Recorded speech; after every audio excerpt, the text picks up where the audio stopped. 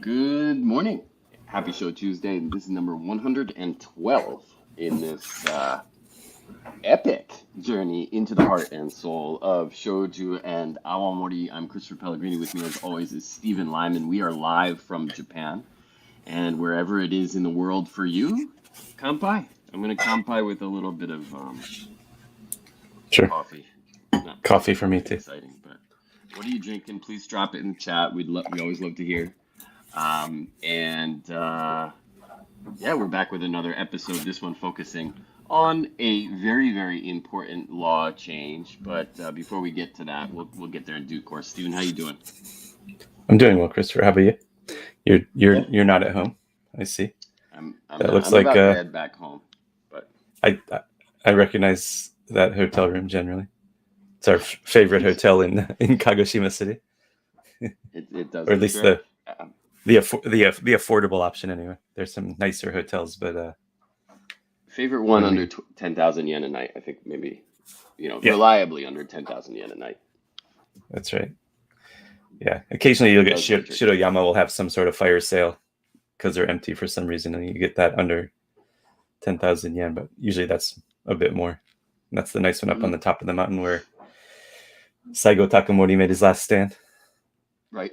Yeah, Yeah. ignominiously uh, perched on top of the hill, right where he basically committed suicide. But yeah, uh, and I've been here since. Well, I haven't been in the city. I've been bouncing around quite a lot. Mhm. So like last night I was in the city, and today I'm leaving. But it's yeah, it's been good as always. Um, if I may be so bold as to move on to the booze news, Sure. just because we have committed to keeping these mercifully brief for all the folks out there. The first bit of booze news, or maybe, I don't know if it's the only one. You can fill in as soon as I have finished this, but we've talked about this before. There are events now. There are face-to-face events that are taking place related to Shochu and Awamori. I'm going to find where's the damn screen? And there's always like two or three extra clicks with StreamYard. Thank you so much, StreamYard. And here we go. They've done a pretty good job of getting the word out about this because I see it Hmm. every damn day on Instagram being relayed by somebody. But the 23rd and 24th of this month at PayPay Dome, I think that's what they call the place now, in That's what it's called. Koga, That's right. is it? Is hosting this Honkakushochu Awamori to Umaimon Matsuri. Basically, it's a festival of delicious things and featuring shochu and awamori and a bunch of regional food from Kyushu and beyond. It's dirt cheap if memory serves. I can there it is. Okay. If you buy a ticket, and you do have to buy a ticket. So if you're thinking about going to this, grab one soon. The advance purchase tickets are 700 yen. On the day, it's only 800 yen. Um, and it seems to be a little bit of a free for all. I'm not entirely sure about the setup. Do you know things that I don't know? I do not. I know what you know. I don't know if there's more information, but it's yeah, it's actually walking distance from my apartment, so I'm Oh, no excited. kidding. There's a bunch. Look at all those shochu makers are going to be there. Yeah, that's That's a pretty list of them, right? impressive list. Yep. Yeah, So it's cool. if you are in the Kyushu area, or if you can make it there on the 23rd and or 24th, this is one of the first real big events where people are back in person, which I think is going to be fun. Could be a little bit of pandemonium, but I think they're going to also cap the number of people that they let in. So get Sure, your sure. ticket now. Yep. No, and I mean, PayPay Dome is a baseball stadium, so All right. I can't imagine they're going to limit it to too few people. I don't know if they're doing it down on the field or like in the concourse around the, or if they have event space. I don't even know. I feel like they have event space. I Maybe. don't know. I've never been. Yep. Not worth it. It's a new enough stadium. Yeah. It's a. I mean, I think you and I probably are in agreement that outdoor baseball is the best baseball. So I'm not a fan of domes. I understand why they have it because Definitely. it's hot and humid and rainy in the summer in Kyushu, but it's still disappointing. I'd rather go sit outdoors in the evening watching a game. But I've been to a few, and also they have stupid uniforms. Sorry, SoftBank, change your uniforms. I might become a fan actually if he didn't look like a Remainders bin version of the Pittsburgh Pirates from the 1980s. So, nothing against the Pirates. I like the Pirates uniforms. For quite a while. Yep, they used to have great uniforms when they were the Nankai Hawks. They had pretty great green and orange uniforms. And you think about it, there are no green and orange major league teams, so it's kind of a unique color combination. There certainly are not. There certainly are not. Yeah. Yeah. I will withhold my opinions on this topic for now because it's I know Christopher is a militant Swallows fan, so any kind words toward any other team in Japanese baseball doesn't usually end well. It depends on the team, but there are very few teams you can speak kindly of that where I won't like immediately go cold on you. Yeah. Anyway, let's get back to something warm, huh? Sure. I'm going to switch it over. The banner is moving to the main event. Or unless you have another booze news. Do you have more booze news? No, well, there's nothing bigger than this. This is really more of a booze episode, isn't it? Yeah, it is. I mean, a booze news episode. Because this is huge news. This is something that I've been advocating for basically as long as I've known about and been enjoying shochu and awamori, and that's that New York State has changed their soft liquor license rules around these spirits we know and love. And the original rule was actually put place in California when they instituted a law in their liquor licensing that said if it was that a distilled spirit can be sold on a beer and wine license, so soft liquor license, if it's under 25% alcohol and has the word soju on the label, SOJU. And so when I was first discovering shochu in New York, which is not California, for those of you unfamiliar with U.S. geography, there would be shochu bottles with the word soju on the label. And I had heard of Korean soju. I had tried and not really enjoyed Korean soju, so I was really confused why it said soju. And it turned out it was because of this California rule. And the ABV was often 24% or less on these bottlings. It was always, nobody was putting soju on the label of a 25% alcohol shochu. So New York adopted a similar rule, except it had to be made in Korea. So you wouldn't find shochu at 24% in a place with a beer and wine license like you would in California. And that was frustrating to me because why is New York law protecting Korea? Mm-hmm. Right? That just didn't make any sense at all. Just from a consumer choice perspective, it was abjectly stupid. And yet that's what I lived with when I was living in New York. And I had talked to the director of the SLA, the State Liquor Authority. I had done lots of different advocacy with anybody who would listen about this topic.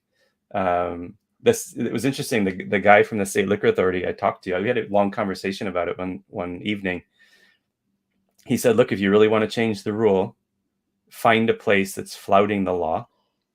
So a place that's serving shochu on a soft license. And if they've been doing it for more than a year, then it de facto changes the rule because it wasn't enforced. And for the next several years, I scoured New York City for bottles of shochu in places with a soft liquor license. And there was one place, but he kept his shochu in a clay pot on his bar. Oh. And he would tell his regular customers what was in it, and he would serve it to his regular customers, but it wasn't on the menu, and he wouldn't serve it to any newcomers. And he was absolutely not willing to go on the record about what he was doing. And that was actually the thing. It had to be on the menu for more than a year. So it had to be public, nothing illicit. That would have changed the rule. And that just never happened. I never found a place that was doing that. I mean, a distributor can't sell legally to a place like that, right? And they'll lose their license if somebody contests it. So it's a risky proposition. Absolutely. So I tried very, very, very hard to convince a few places to do this for the greater good, but of course they would have been risking their livelihood, which didn't really make sense. Um, so I guess about 2 years ago, we started discussions with the New York Japanese Restaurant Association, which is run by our friend Chikako, and and then her legal advisor is John McCarthy, who used to be a chef in New York City. He used to work at WD-50, which was a famous Michelin star restaurant on the Lower East Hmm. Side. But he was actually a lawyer before he uh, was a chef. Got into it. And Yeah. so he still has his law license, and so he's consults with various restaurants, and he was helping a lot of people in New York during during COVID with what their legal avenues were to keep the lights on, basically, so they weren't going out of business. Right. But another thing that he was working on during the lockdowns and everything was this proposal to New York State to change the rules to allow shochu to be served on a beer and wine license if it was 24% alcohol or less. And much to our surprise and joy, it happened.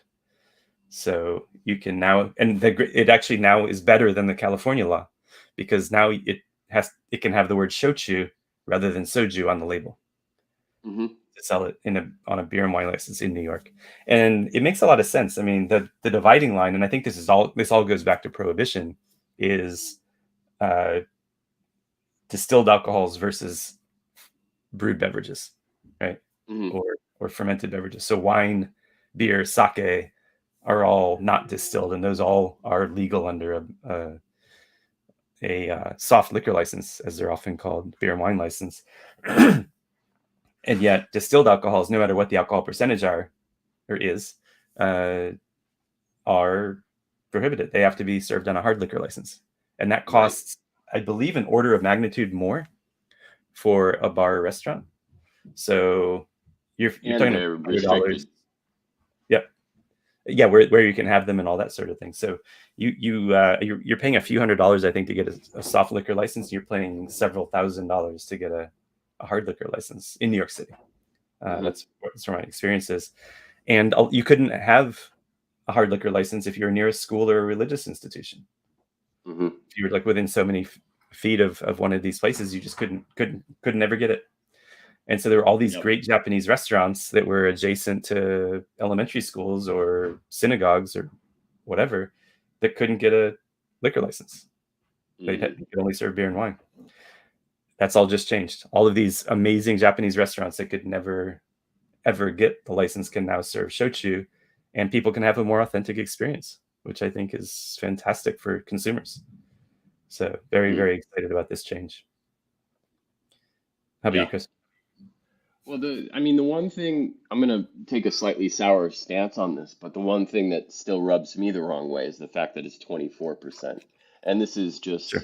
this is something that was instituted, was kind of um made a precedent, if you will, in legal terms by the California law in the 90s, where 24% was the max, and that was just sort of copied over into the New York law. And there really wasn't much discussion of making it truly authentic, which would have been 25. Mhm. Now, when I say that, what I mean is if you've been to Japan and you go anywhere except for maybe Oita or Miyazaki prefectures down on the east side of Kyushu, 99.9% of what you find in a store, well, let's call it a flat 99%, is going to be 25% ABV or above. The one outlier, at least where I live in Tokyo, is the 20% yellow cap Ichigo. Mhm. You'll often see them in some convenience stores. You'll see them side by side. There's a green cap, which is 25, and a yellow cap, which is 20. And that's, as we've discussed before, is a vestige of a former time in Japan's Mhm. alcohol regulation journey. But it's still kind of a thing down on the east side of Kyushu and not really anywhere else. So you Mhm. don't really get 24% ABV over here. You get, if it's below 25, then it's 20. And then really not a whole lot else. You get one-offs that are sometimes in the teens. but there's really not a whole lot more, at least in Japan, use of the 24% ABV level. So that for Mhm. me is a miss.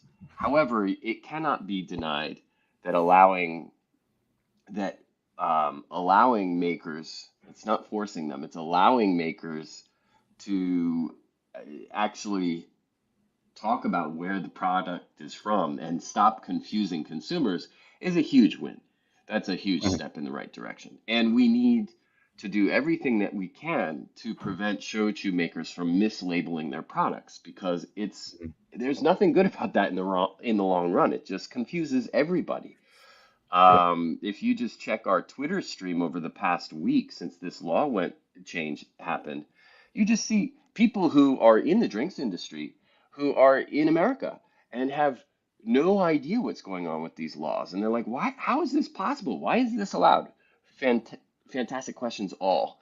I don't know why the government ever allowed the intentional mislabeling, but it has done a lot of damage and it has created a significantly steeper climb for the industry as it tries to internationalize, particularly in the States. But I've seen some makers, some of the makers are using the same export label for the UK, right? And Mhm. you're getting bottles sold in the UK that say shoju on them, and there's absolutely no benefit to that in any way, shape, or form other than it being convenient. And they maybe had Right. excess stock that hadn't been reordered for the States. So they're like, oh, let's ship this to Europe. Yeah, great idea.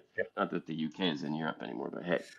Um, Yep. so it's it's uh it's a step in the right direction, absolutely. But Mhm. unfortunately, and this is what maybe we want to talk about next, how much of a change are we going to see? Because, the California law has been on the books for a long time. Mhm. And if shochu makers suddenly stop printing soju on the label to use the loophole in California, they are cutting off I don't think it's a significant amount of business, but they are going to cut themselves out of accounts that they maybe have been selling into for quite some time. So what do you think? What's the short and medium term effect of this? Yeah, I don't think there's any chance that makers are going to take soju off the label because of this rule. Hmm. Um, California's just too big a market, and a lot of restaurants in California do not have a hard liquor license simply because of this rule. Uh, because they can still make their cocktails with a low proof soju or shochu, um, and have cocktail service. These aren't cocktail bar type places. These are just restaurants that are focused on food and drink service with their food. But I think it's just too big a market for people to change the rule. But I think what this could do is it could have a little bit of a domino effect, either for California or for other states. If we say, look, New York rationalized their rule, you should do the same, right? And I, Hmm. I understand why the the organization that led this push, the Japanese New York Japanese Restaurant Association, did not try to fight a two front battle, which would be raise the ABV to 25 and get shochu as an approved uh, category for the law. Hmm. It's maybe Hmm. maybe the SLA or the state government rejects the proposal because they don't want to raise the ABV rather than because they Right. don't want shochu on the label, right? So Hmm. I think it's a big step forward. I don't think this is over, and I don't think it would be done until that 25% gets instituted, because there are what I've heard of ice beers that have ABVs 30-40% alcohol, right? Yeah, Where you can absolutely basically do it. you freeze off the water in the beer and, Jacket. take up you know up the alcohol quite a bit, and those would be legal under the current rules. So what would be rational is set an ABV limit for any alcohol that's going to be served Yeah. with. Spirit or not. Yep, that's right. So but this is a step, and maybe other states will follow.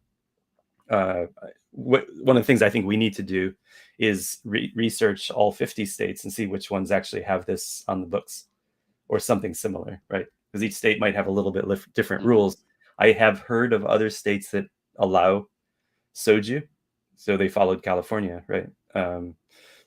if and figure out what those states are, and then maybe start whisper campaigns to try to get those rules changed as well. Sure.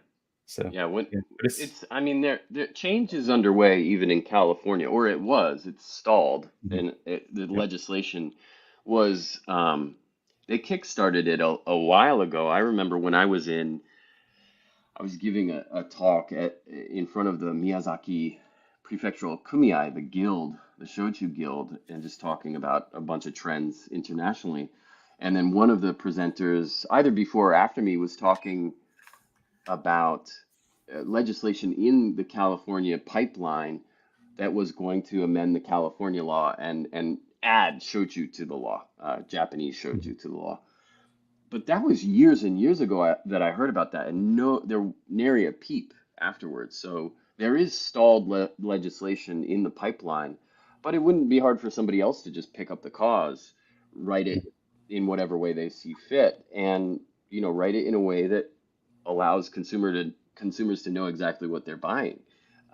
mhm, And one can dream, stop allowing people to mislabel their products.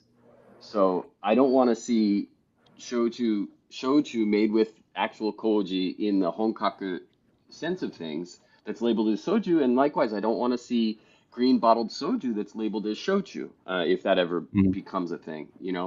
So I want a little bit of the.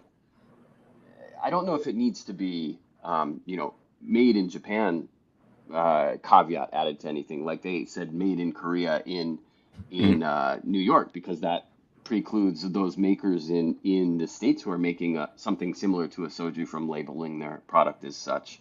Even though in that's some cases some of those products are more quote unquote authentic than the green bottle stuff. In fact, most of them sure. are. So it's a wishy-washy thing. It's not clean. It's Yeah, hard to do, but I just wish the simple mislabeling, misusing the word soju, that needs to stop. So sure. California, get your stuff together, and other Yeah. states if you What's copied them. yeah, just to give you an idea of how irrational the New York State rule was, Yobo soju is made in the Finger Lakes in New York, and it's bottled at 23% alcohol, and it could not legally be sold with a beer and wine license in New York State, and yet Because it was imported made in New products from York. Korea could. Yeah, Yeah. so And it's a, and make it's a no win for them. mistake, dear listener, the stuff in the green bottles is not high quality stuff. And you could also argue that it wasn't 100% made in Korea, but that's a conversation for another day. Please listen to the Japan Distilled podcast about shochu versus soju. Yeah, that But yeah, episode we get into it a lot of bit, I guess. yeah, Yeah, I guess we probably should do a comprehensive podcast episode about these silly rules around liquor licensing in absolutely, the states, absolutely. because it's pretty irrational. I mean, the federal government doesn't agree with the state governments. So to their credit, New York is the first, as far as we know, the first state in the U.S. to recognize shochu as a category. The federal government does not. Federal government is behind. It is Yep. it is simply a distilled spirit, and you need to have a statement of composition on the label. So what it's made from, which is fine. That helps consumers understand what's in the drink. But uh, and you can put the word shochu on the label. That's not against the rules. There's no shochu as a category when you're applying to for your product to be approved. There is whiskey, there's Hmm. brandy, there's rum. There's a bunch of weird. If you look through the list of There's alcohol gin. Yeah. categories, but there's stuff that I've never heard of. Yeah. Like Sure. Sure. Sure. I think there are artifacts of like a time gone by where this was actually for a hot minute a popular drink. It just happened to be when they were writing the regulations. And yeah, it's all these weird categories. And then shochu, which has what, over 500-year history, predates the United States, is not a recognized category. So yeah, we'll do an Yeah. episode on, That's we'll a get our thoughts podcast together and episode. Absolutely. sure, Yeah. sure. All right. Well, I mean, the good news is that, New York is gonna put some pressure on the rest, especially California, to amend things.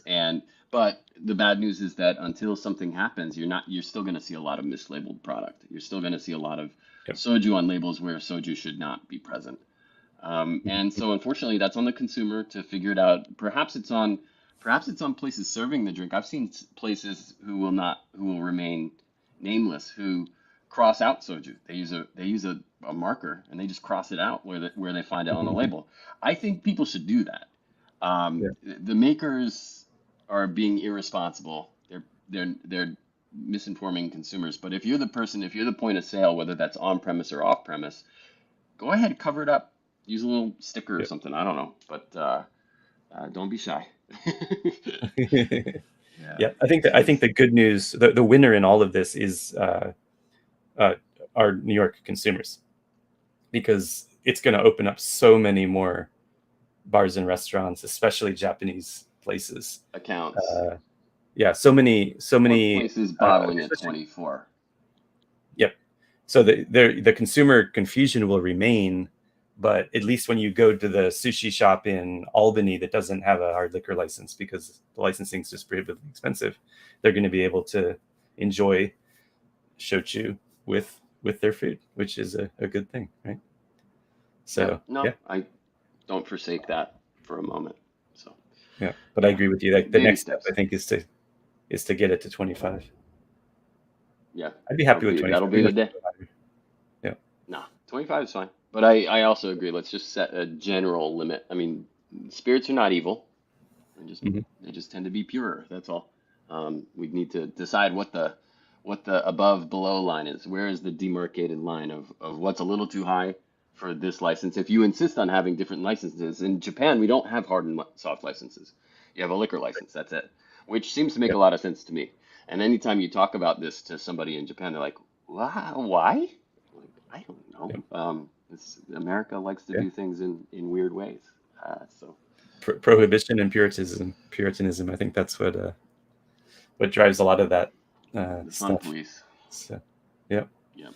All right. true. Well, What do you- I think we did a good number on that. So Yeah, hopefully, if anybody wants to learn about this stuff, then come and rewatch this thing. Should I switch the banner? I don't. I'm in a sure. hotel room. I don't have any newly opened. Do you have something that's newly opened? Yep, I do. Oh, go to it. It's not that newly opened, but I opened this for the most Oh, recent okay. episode that we dropped. And I do apologize to everyone. That episode dropped a week early. So I don't think we're going to have another episode for a couple more weeks because I jumped the gun on that. It was actually supposed to be released, I think, what? Then this week. It would have been this week. That's right. We dropped it last week. So we only had a 1 week gap between Koji and Kurose Toji, which kind of makes sense because a big part of what drove the Kurose Toji was their ability to work with Koji. So I don't mind those episodes coming quickly back to back. But to stay on schedule, we're now going to delay our next episode. For a little gap. Yep. Yep. But anyway, Iton is the shochu made by the distillery that we discuss on the Kurose Toji episode, and that this is a sweet potato shochu, handmade. And what makes them interesting, or one of the things that makes this drink very interesting, is that it's made by Kurose Toji, a member of that now in decline, very much in decline guild. The other is that they add rice koji to the main fermentation when they're adding the sweet potatoes. At some point during that fermentation, they're adding more rice koji, so they're goosing the saccharification side of the fermentation in the multiple parallel fermentation process. And these bottles are almost impossible to get. When Christopher and I visited the distillery, they were not on display.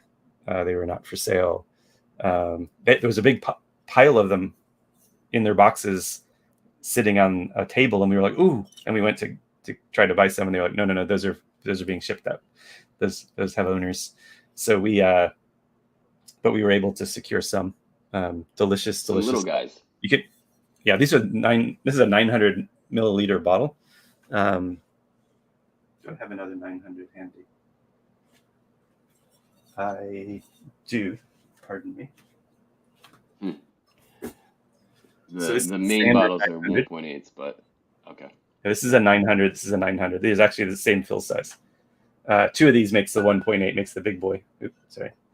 But this is the very, very standard bottle shape, which I'm sorry, I do not care for the bottle shape.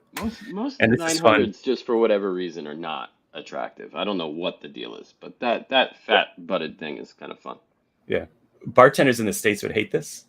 Oh yeah, because it's going to take up too much, and also liquor store, it's going to take too much shelf space, right? Too much counter space. And now I don't have huge hands, and I can do that. So it's not. Grab it. from a port perspective, I don't think it's a problem. But yeah, anyway, it's a nice shochu.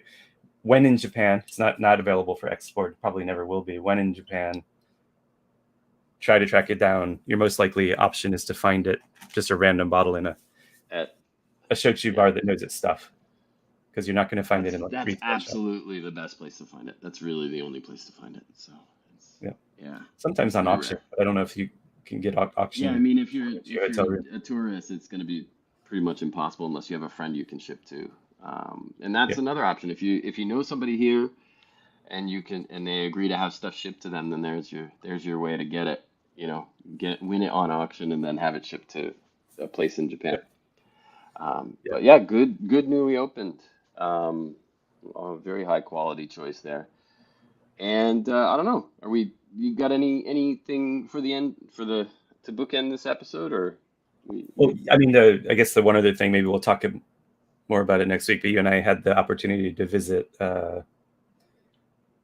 sake brewery that makes kastori shochu recently, and that's just such a wonderful drink. So maybe we'll revisit that category in the near future.